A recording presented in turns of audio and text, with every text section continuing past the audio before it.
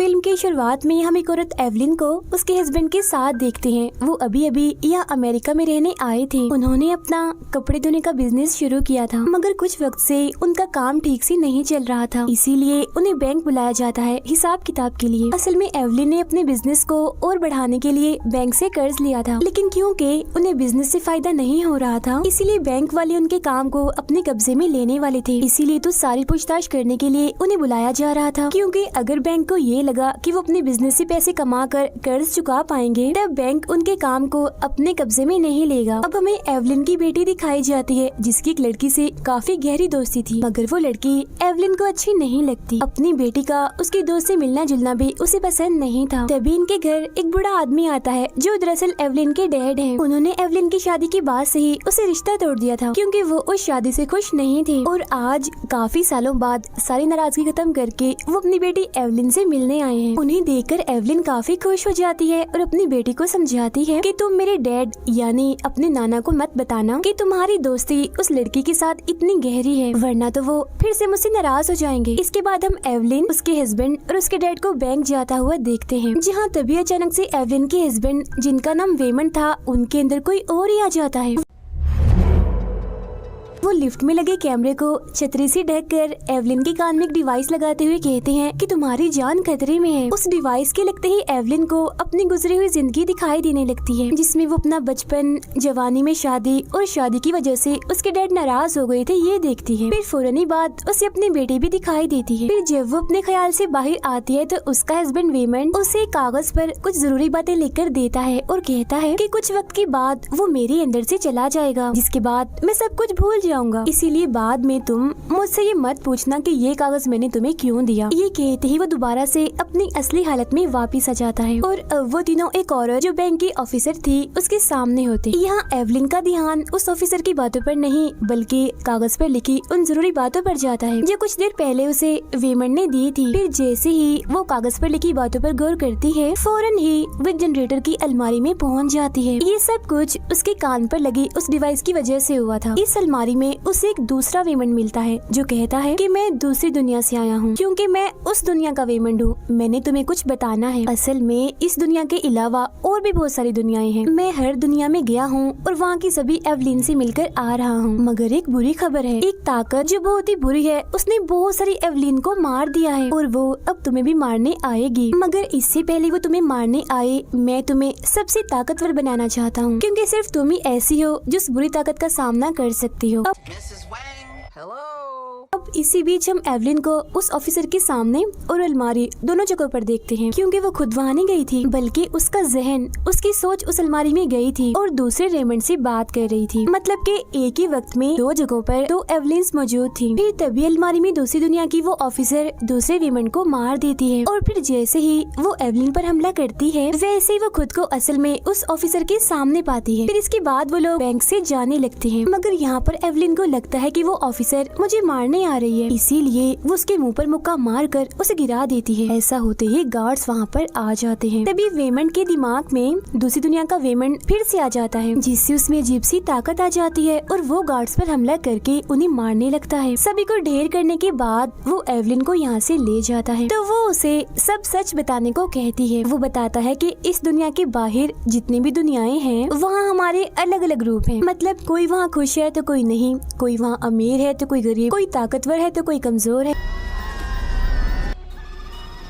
और जिस दुनिया से मैं आया हूँ उसका नाम अल्फा है, और हमारी दुनिया की एवलिन यानी अल्फा एवलिन ने बाकी सारी दुनियाओं में जाने का रास्ता ढूंढ निकाला है। उसने एक ऐसा रास्ता ढूंढ निकाला है जिसमें कोई भी दूसरी दुनिया में जाकर अपने वहाँ वाले रूप के दिमाग में समा सकता है और उसकी ताकतें भी ले सकता है। मतलब कि वो इंसान खुद जिस्मानी तौर पर दूसरी दुनिया में नहीं जाता, बस वो अपने रूप के दिमाग में आ सकता है। यही वजह है कि जब भी अल्फा वेमन इस वाले वेमन के दिमाग से जाता है, तो बाद में उसे कुछ भी याद नहीं रहता। आगे वो ये भी बताता है कि अल्फा एवलिन ने किसी पर एक्सपेरिमेंट यानी एक तजुर्बा किया था, जो फेल होने की वजह से वो बुरी ताकत बन गया है और वही सभी एवलिन को अलग अलग दुनियाओं में जाकर मार रहा है।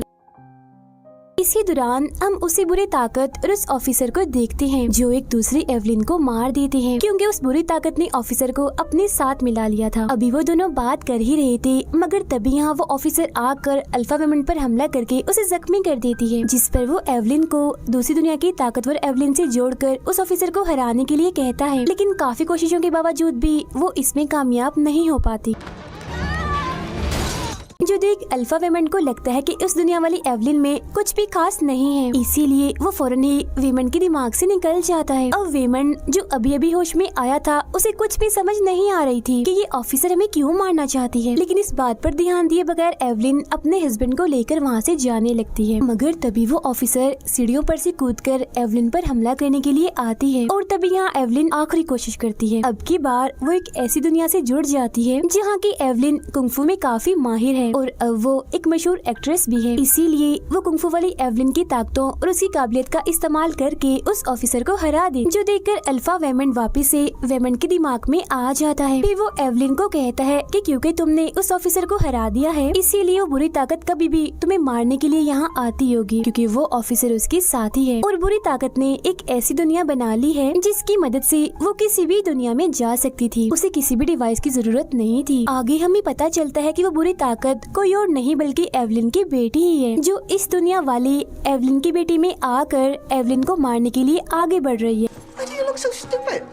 उधर तभी कुछ पुलिस वाले एवलिन को पकड़ लेते हैं, क्योंकि कुछ ही वक्त पहले उसने ऑफिसर को अपने कुंफू वाले स्टाइल से काफी जख्मी जो कर दिया था। लेकिन इससे पहले कि वो एवलिन को अपने साथ ले जाते, तभी यहाँ एवलिन की बेटी आ जाती है, यानी वही बुरी ताकत जो इन पुलिस वालों पर हमला करके उनको मार देती है। इसके बाद वो बढ़ती है एवलिन की तरफ उसे मारने के लिए, मगर तभी वो कुंफू वाली एवलिन से जुड़ते हुए बाकी दुनियाओं से भी जुड़ जाती है और खुद को पाती है एक ऐसी दुनिया में जहाँ सबकी उंगलियां डॉग जैसी हैं। इस दुनिया में एवलिन उस ऑफिसर की काफी अच्छी दोस्त है, और फिर तभी वो वापस से अपनी दुनिया में लौट आती है, जहाँ उसकी बेटी अपनी माँ एवलिन को अपनी ही बनाई एक दुनिया दिखाती है। इस दुनिया में जाने का एक काला रास्ता था जो उसने इसलिए बनाया था ताकि वो अपनी माँ के साथ वहाँ जाकर अपने दुख खत्म कर सके। दरअसल उसकी बेटी ने सारी दुनियाओं में जाकर अपनी जिंदगी को देख लिया था, जिससे उसे ये पता चला कि वो किसी भी दुनिया में खुश नहीं है। इसीलिए तो वो बाकी एवलिन्स को मारते हुए एक ऐसी एवलिन की तलाश कर रही थी जो उसकी तरह दुखी हो, उसकी जिंदगी में भी कुछ भी ठीक ना हो, क्योंकि सिर्फ वही वाली एवलिन ही उसकी बेटी का दुख समझ सकती है। तभी यहाँ एवलिन के अल्फा डैड आकर उसे इस बुरी ताकत से बचाकर ले जाते हैं,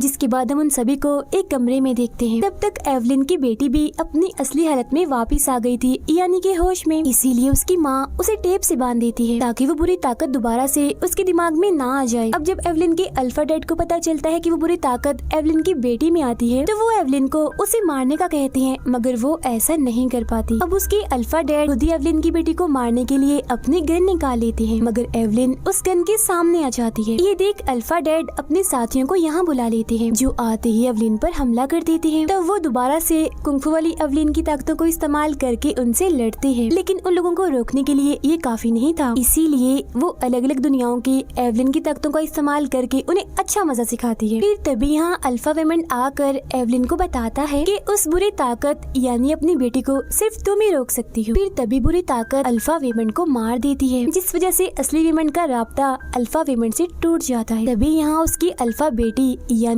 वो बुरी ताकत भी आ जाती है, और अब एवलिन जैसे ही उसका मुकाबला करने वाली होती है, तभी उसका दिमाग बाकी दुनियाओं की एवलिन से जुड़ जाता है।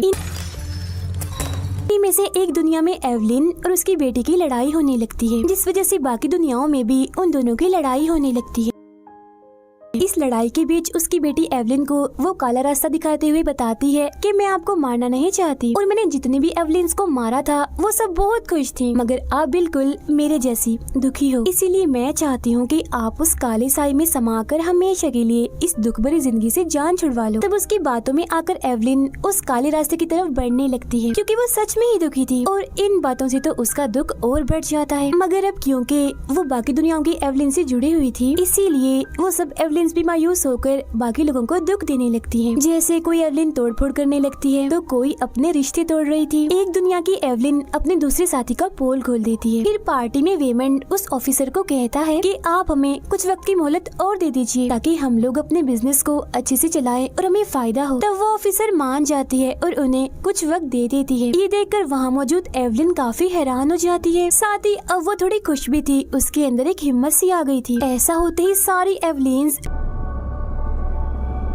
जो असली एवलिन से जुड़ी हुई थी वो सब अब अच्छे काम करने लगती हैं। जैसे वो एवलिन जिसने ताल्लुक तोड़े थे वो सबसे वापस से सुलह कर लेती है और बाकी एवलिन्स जिन्होंने अपनी अपनी जिंदगी में गलतियां की थी वो भी सबसे माफी मांग लेती हैं और सारे रिश्तों को बहुत अच्छे से लेकर चलती हैं। इसके बाद हम अपनी दुनिया की एवलिन को देखते हैं जिसके सामने उसकी बेटी उस काले रास्ते को लेकर आती है। वो काला रास्ता बहुत सारे लोगों को अपने अंदर खींचने लगता है जिसमें एवलिन की बेटी भी जाने लगती है। हालांकि एवलिन उसे बचाने की बहुत कोशिश करती है मगर उसके साथी उसे ऐसा करने से मना करने लगते हैं, जिस पर वो उनसे लड़ने की बजाय उनकी सारी ख्वाहिशें पूरी करने लगती है क्योंकि बाकी एवलिन से जुड़ा होने की वजह से उसमें बहुत सारी ताकत आ गई थी। और फिर आखिर में वो अपनी बेटी को काले रास्ते में जाने से रोक लेती है। अब एवलिन की बेटी उससे कहती है, मामा अगर आप मुझे खुश देखना चाहती हैं तो मुझे छोड़ दें और इस काले रास्ते में जाने दें। जिस पर एवलिन उसकी बात मान जाती है। वो अपनी बेटी को छोड़ देती है जो उस काले रास्ते में चली जाती है। अब इसी के साथ हम उस दुनिया जहाँ पार्टी हो रही थी वहाँ एवलिन को उसकी बेटी के साथ देखते हैं। यहाँ एवलिन उसे समझाती है कि मैं तुम्हारा भला चाहती हूँ मेरी बेटी, मैं तुम्हारी दुश्मन नहीं हूँ और हमेशा तुम्हें खुश देखना चाहती हूँ, तुम्हारी माँ हूँ। अब ये बात समझ आते ही वो अपनी माँ एवलिन के पास जाकर उनसे माफी मांगती है जिससे वो काली दुनिया काला रास्ता जिस बुरी ताकत ने बनाया था वो खत्म हो जाता है। इसके बाद हम उस पूरी फैमिली को एक साथ देखते हैं जिसमें एवलिन की बेटी भी थी क्योंकि अपनी माँ से सुलह होने के बाद वो उस काली दुनिया में पहुँचने से पहले ही वापिस आ गई थी। ये सब एक साथ बहुत खुश होते हैं। एवलिन ने भी अपनी बेटी की दोस्त को अपना लिया था, साथ ही उनका बिजनेस भी